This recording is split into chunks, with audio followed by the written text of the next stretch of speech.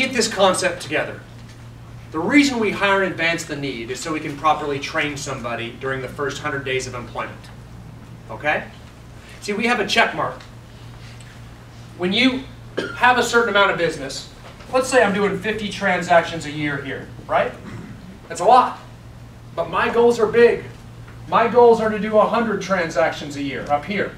So to go from here to here, I can't do that on my own. But I'm committed. I know I've made the decision. I'm not going to try to do 100. I'm going to do 100. Right? If it's to be, it's up to me. Therefore, I'm going to do it. Even though I'm not busy enough to have an admin support, maybe I'm going to hire an admin support. But I got to hire before I get there to be able to train it. Because I realize that to get up here, I've got to take my business backwards to train it, to locate it, to recruit it, to interview it. I'm really making it sound like cattle or chattel right now. To interview him or her. Okay?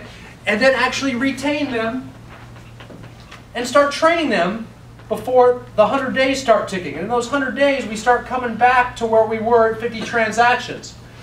Then we can exceed up to that next level. So we have to hire in advance because of the check mark. We have to be willing to go backwards in our business before we can go forwards. And the only way to do that is to hire and advance the need. Because if you wait to hire administrative leverage long after you're already too busy and you need it desperately, you're not going to take the adequate time to train them properly. And you might end up losing them or incorrectly de-hiring them and having to go through the whole process over and over again. And I've seen this happen so many times that people actually abandon the whole idea of leverage altogether. That it won't work. That either they're not a good manager or there's no one out there that can do the job they do. All because they did not hire in advance of the need. Okay, so remember that.